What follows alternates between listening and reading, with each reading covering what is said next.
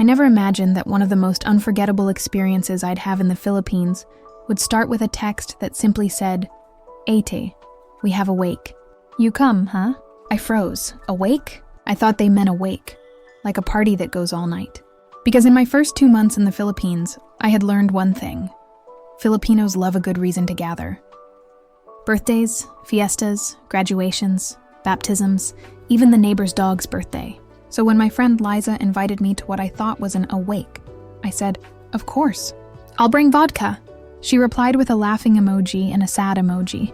That should have been my clue. When I arrived, it wasn't in some bar or restaurant. It was in the front yard of Liza's family home in Cavite. There was a big white tent, lots of people sitting on plastic chairs, and right in the middle, an open casket. My eyes widened. I froze at the gate. "Oh my God," I whispered. Liza ran up to hug me. "You came." "Thank you. Tito will be happy." I looked over her shoulder at the casket. "You mean Tito as in that Tito?" She nodded solemnly. "Yes, my uncle." "You say hi." I didn't know what to do. In Ukraine, funerals are usually quiet, somber, and short. Maybe one day, mostly in black. But here the mood was different. Someone was playing cards. Kids were running around. There was karaoke in the corner. Karaoke! At first, I thought maybe this was a mistake. Maybe the body was somewhere else, and this was a post-funeral gathering. But then I saw it. The open casket, flowers, candles, and people talking and laughing nearby. It was oddly comforting. Liza led me to a table where her mother was handing out food. "Eat first, huh?" she said, smiling through her tired eyes. "I'm not sure if it's polite to eat," I whispered. Liza's mom chuckled. "Of course. Eat, drink, laugh. That's what Tito would want." And that's when I realized this wasn't about sadness. It was about love. I sat down with a plate of pancit, lumpia, and adobo. Apparently, funerals in the Philippines come with a buffet. One of the older ladies leaned over to me and said, "Ah, you're Liza's friend from Ukraine. So beautiful. Maybe you sing later, huh?" I nearly choked. Sing at a wake? But I looked around. People were smiling, talking, sharing stories about Tito. Someone was even joking about how he once fell asleep during Mass. There were tears, yes, but they were mixed with laughter. It was like everyone was celebrating the life he lived, not just mourning his loss. A little boy ran up to me with a plate of suman and asked, "Ade, want rice cake?" I took it, smiled, and said, "Salamat." He grinned. "You speak Tagalog." "Konti lang," I said proudly. "Just a little." He giggled and ran away. That's when I felt something warm in my chest. I wasn't just an observer anymore. I was part of something, a strange mix of grief and joy that only Filipinos could balance so beautifully. Then, of course, came the bingo. Yes, bingo. Apparently, playing games is common at Filipino wakes, to keep the visitors awake during the long nights. When I saw the bingo cards being passed around, I whispered to Liza, "Is this respectful?" She laughed. "Of course. Tito loved bingo. We play for him." So there I was, sitting under a tent, holding a bingo card, while the sound of "My Way" played from the karaoke machine. I wasn't sure if I was at a funeral or a fiesta anymore, but it was oddly perfect. Hours passed, and people kept arriving. I met cousins, neighbors, coworkers, all stopping by to pay respects. Every few minutes, someone would come up to the casket, whisper something, make the sign of the cross, and then go sit down to eat or chat. At one point, an old lady gently touched Tito's hand and said, "Hoy, wake up, huh? We're all tired already." Everyone laughed softly. That's when I understood something that no guidebook could ever teach me. Filipinos don't separate life and death the way we do in the West. Here, even in grief, there is togetherness.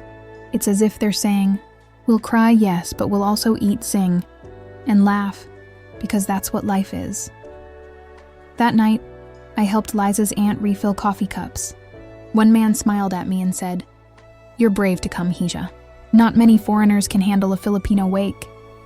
I smiled shyly. "I think it's beautiful." He nodded. "Yes, we keep the dead close. We don't let go too fast." That sentence stayed in my head the whole night. We don't let go too fast. In Ukraine, funerals are about closure. Fast, clean, efficient. In the Philippines, it felt like the opposite. They hold on a little longer. Not because they can't move on, but because love doesn't end at the grave. It lingers, in laughter, in food, in stories, in music. Later that evening, someone handed me a microphone. No, I protested. Please, I can't sing. But everyone cheered. Sing. For Tito! So I did. I chose Top of the World by the Carpenters. Something soft, cheerful. My voice trembled at first, but soon people clapped along. Even Liza's grandmother smiled. Halfway through, I looked at the casket and whispered in my heart, "Rest well. Tito, you have the happiest send-off I've ever seen." When I finished, everyone clapped and someone shouted, "Next, sing anak." I didn't know the words, but they taught me, line by line, laughing and guiding me. It became a group performance, and in that moment, I felt something shift. This wasn't just their tradition anymore. It was our moment, shared, real, and deeply human. Around midnight, the older folks began praying the rosary. The laughter quieted. Candles flickered. I listened as everyone recited together, their voices calm and steady, filling the night with rhythm and reverence. I didn't know the words, but I closed my eyes and whispered my own silent prayer. For Tito, for Liza's family, for the strange beauty of being far from home, yet feeling completely accepted. When the prayer ended, a small group started making coffee and giving out bread again. Someone told me that the family would keep this vigil for several nights, sometimes up to a week, so people from far away could come and say goodbye. A week? I asked. Yes, Liza said, smiling softly. We take turns staying awake. We don't leave him alone. Something about that made my eyes sting. In a world where we rush everything, even grief, here was a people who gave death the time it deserved. By 2 a.m., most guests had left, but I stayed to help clean up. Liza and I sat quietly beside the casket. She looked tired but peaceful. You okay? I asked. She nodded. Tito would have liked you. He liked foreigners who try our food. We both laughed. Then she said, You know, in the Philippines, funerals are not only about death. They remind us that life continues. People come together again. I looked around. The candles, the family photos, the faint hum of crickets. She was right. I thought about my family in Ukraine. How we rarely talk about death. How we whisper about it, avoid it, hurry through it. But here, people faced it openly. They talked about Tito like he was still sitting there listening. And maybe, in some way, he was. As dawn crept in, I saw the sky turning pink behind the coconut trees. Someone started making breakfast. Yes, breakfast. Longanisa, eggs, rice, you stay? They asked. I laughed. Of course.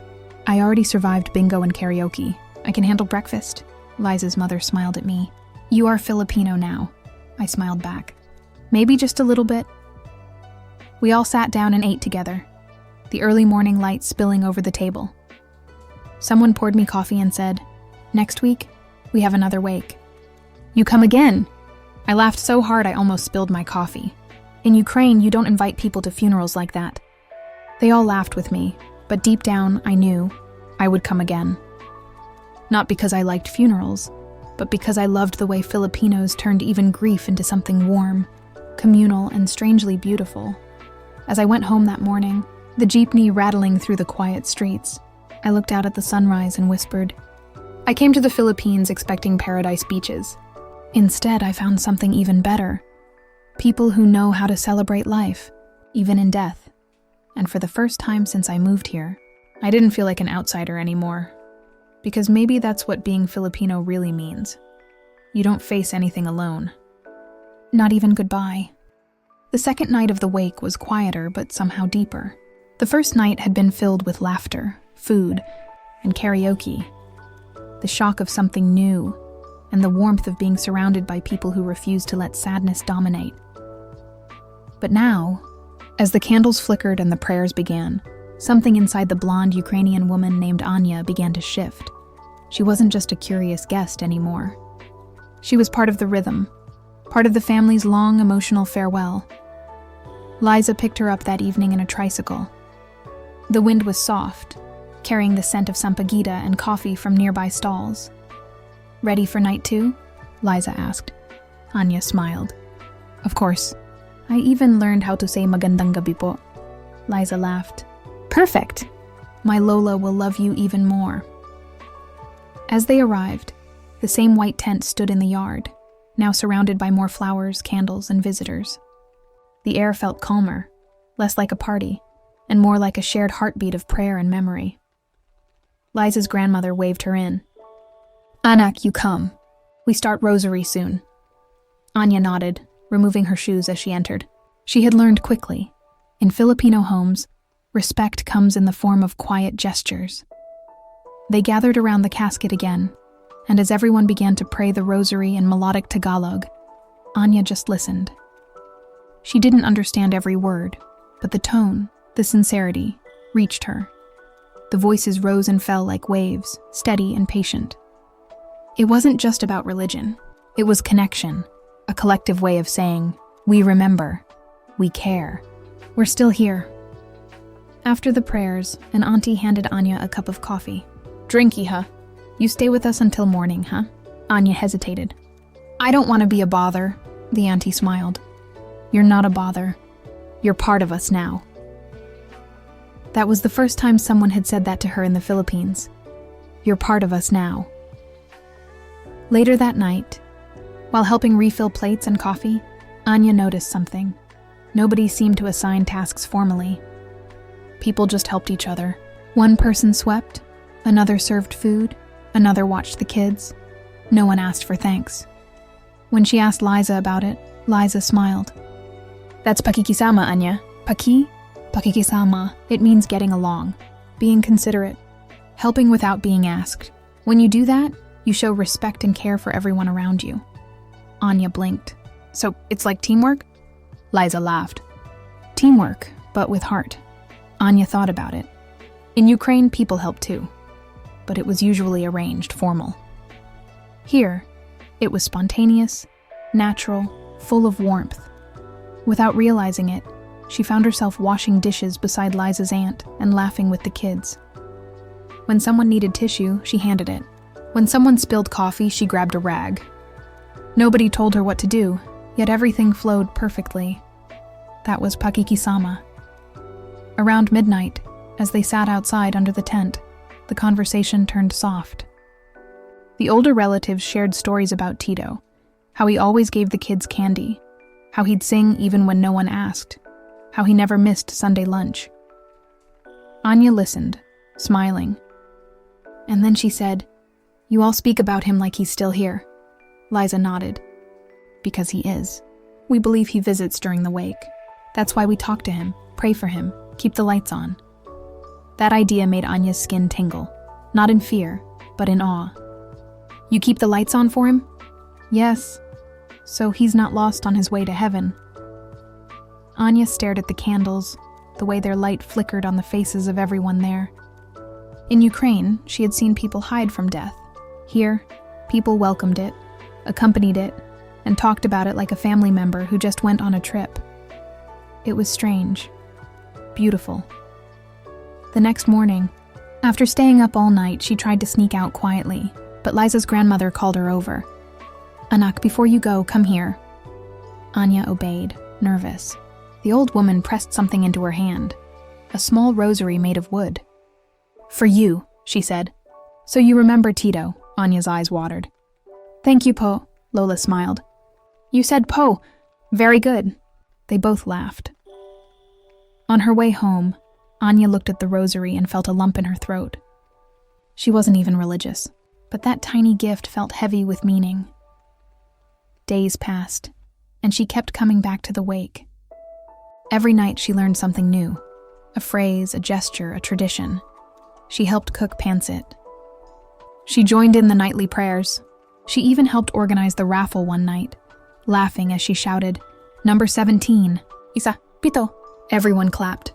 She was one of them now, And that's when she overheard the words Utang na Loob for the first time. Liza's aunt had just thanked a neighbor for bringing trays of food. The neighbor said, "No need to thank. I have Utang na Loob to your family. Tito helped me find a job before." Anya, curious, turned to Liza. "What's that mean?" Liza smiled softly. Utang na Loob. Literally, it's debt of the inside. It means gratitude that comes from your heart, a kind of moral debt you carry forever. Anya repeated it quietly. Utang na Loob. Yes, it's like when someone helps you in a big way, you never forget. You find ways to give back even years later. She thought about that all night. In her country, gratitude was polite, a thank you, a handshake. But here, gratitude was sacred.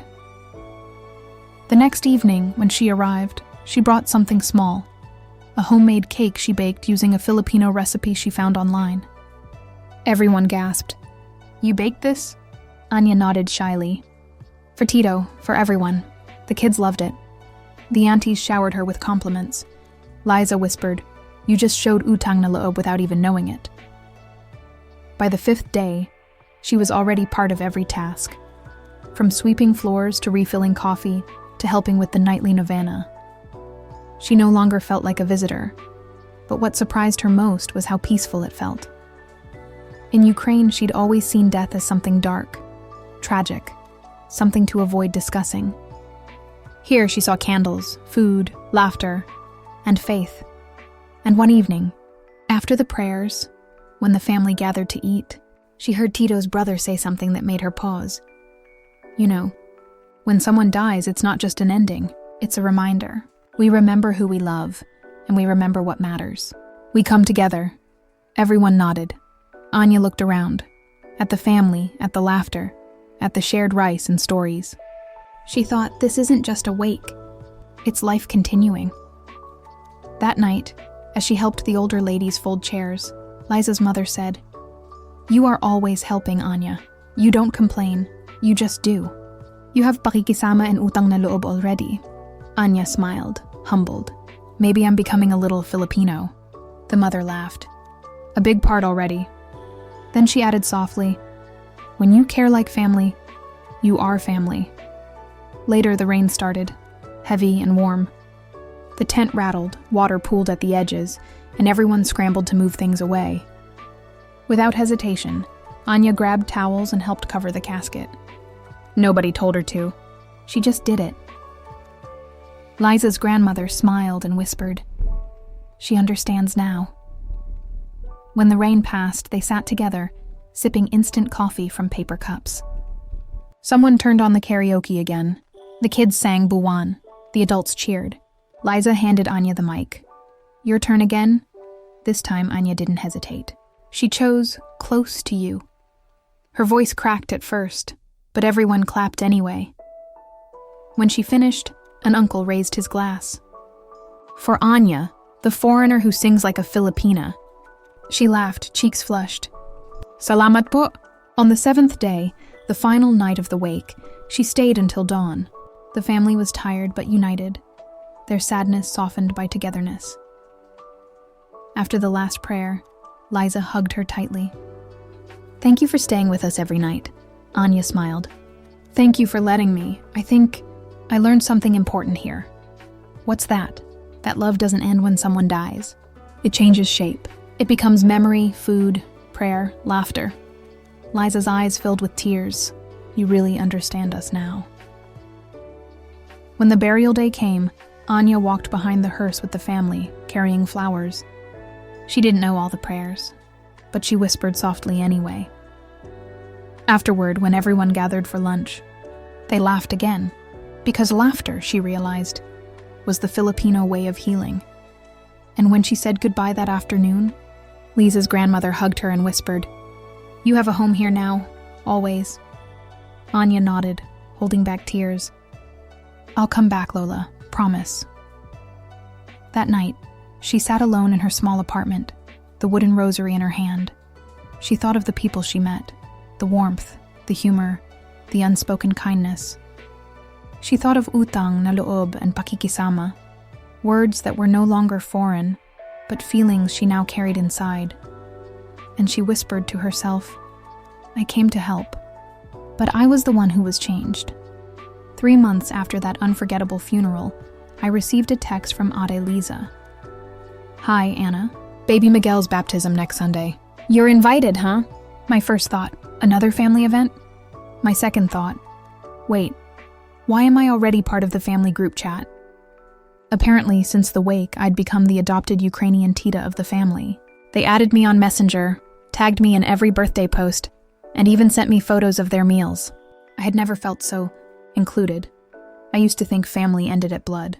Filipinos showed me it's something you grow, like a garden that welcomes every visitor. A return to the barangay. The tricycle driver who dropped me off remembered me. "Uy, si Miss Anna. You again, ma'am? You're back," he said, grinning from ear to ear. I laughed. Yes. No one told me family events here are like Netflix series, never-ending seasons. As I entered the house, balloons covered the gate spelling Baptism ni Baby Miguel. Inside, the same long table from the funeral was there. Only this time it was filled with life. Spaghetti, barbecue, lumpia, and lechon glistening under the fan's breeze. "Anna, you came!" shouted Tita Baby, hugging me so tight I nearly dropped the baptismal gift. I looked around and saw the same faces from the wake, but with joy, laughter, and karaoke this time. "Come, eat first," someone shouted. And just like that, my hand was filled with a plate of pancit and rice before I could even blink. Baptism and barbecue theology. During the church ceremony, I tried to blend in. Everyone knew exactly when to stand, kneel, and make the sign of the cross. I, however, looked like a confused flamingo switching positions every few seconds. The priest sprinkled holy water on the baby, and the family cheered softly. Then suddenly I was pushed forward. "Anna, picture with us." "Wait, me?" "In the official baptism photo?" I awkwardly smiled and held the baby. "So, am I the godmother now?" "Of course," said Liza. "We already put your name on the list." Surprise! And just like that, I became Ninang Anna. No paperwork, no warnings, just full-hearted inclusion. Later, while eating beside the makeshift grill, I asked Kuya Roger about it. "Kuya, isn't being a godmother a big responsibility?" He laughed. "Of course. You need to visit, bring chocolates during birthdays, and spoil the kid. That's the rule." I giggled. "So it's less about religion, more about snacks?" "Exactly," he said, raising his beer. Snack-based faith. The karaoke epiphany. The fiesta mood rolled into the night. Tables became dance floors. I learned that every Filipino event eventually becomes a concert, whether you want it to or not. Before I knew it, a microphone was in my hand. "Sing, Anna." They said, No, I can't. Just one song." The crowd chanted my name. "Anna, Anna, Anna." I surrendered. I chose Dancing Queen. When I started, everyone screamed like I was performing at Araneta Coliseum. Midway, Tita Baby grabbed the mic to duet with me, adding improvised Tagalog lyrics that didn't exist. And you know what? I loved it. It didn't matter if I was off-key or didn't know all the words. It was about joy, togetherness, and being fully present. I realized this was how they healed, celebrated, and remembered.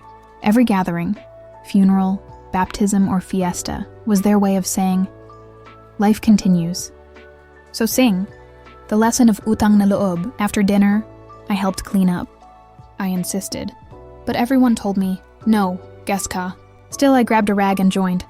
"Anna, you don't have to," said Ate Liza. "I know. But I want to," I replied. She smiled softly. "You really understand na, huh?" I paused. "Understand what?" "Utang na Loob," she explained. "It's not about debt. It's about the heart's memory.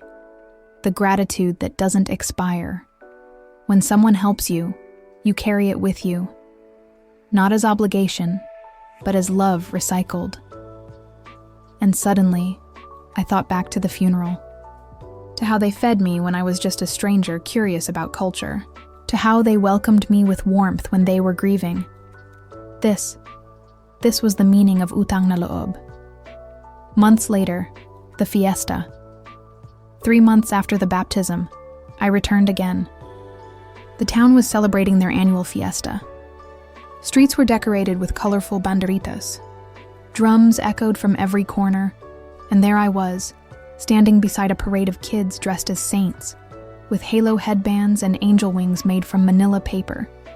"Anna, come dance," a neighbor shouted. Before I could protest, they tied a sash on me that said, "Muse of Barangay 2. I laughed until my cheeks hurt. Somewhere between the marching bands, roasted corn, and jeepneys honking with joy, I realized I didn't feel like a tourist anymore. I wasn't the outsider watching from the side. I was part of the chaos, part of the laughter. When the fireworks began that night, Ate Liza leaned toward me. "You know, my mom would have loved you." That simple line hit me deep. Her mom, the woman whose funeral brought me here, was the reason all of this began. Life, I realized, circles in unexpected ways. From mourning to music, from tears to karaoke, from strangers to family. The Filipino way of grieving. When I first came to the Philippines, I thought grief was private, something you face in silence. But here, I learned grief is a group project. They cook, sing, laugh, and cry together. Even in death, they celebrate the love that remains. I saw it at the wake when everyone shared stories instead of whispers. I saw it again during the baptism when they cheered for new life. In every plate of adobo, every karaoke line, every kain na. There was a lesson. Life and death aren't opposites. They're neighbors sharing the same table. Reflections from a Ukrainian heartback in Kyiv. I grew up thinking home was a fixed place. Now I know home is something that finds you. In rice fields, in laughter, in the smoky air of a Fiesta barbecue. When I left the Philippines months later, I cried at the airport. Ate Liza gave me a small rosary. "For protection," she said. "And so you'll remember us." I smiled through tears, as if I could ever forget. On the plane, I thought about the words that changed me. Utang na Loob, Pakikisama, bayanihan. I had lived them, not as vocabulary, but as love in action. Epilogue, the messenger chat weeks. Later, my phone buzzed. "Ninang Ana, baby Miguel has teeth already." Then another photo, Miguel smiling, gums shiny and tiny teeth showing. I heart reacted and wrote, "Tell him Ninang misses him, and tell everyone I'll be back soon." Because I knew I would. The Philippines didn't just give me memories. It gave me a second home, and a family that taught me that love, like rice, is best when shared. The end. Foreigner falls in love with Filipino life. A story of culture, food, laughter, and learning that family isn't defined by where you're born, but by who welcomes you at their table.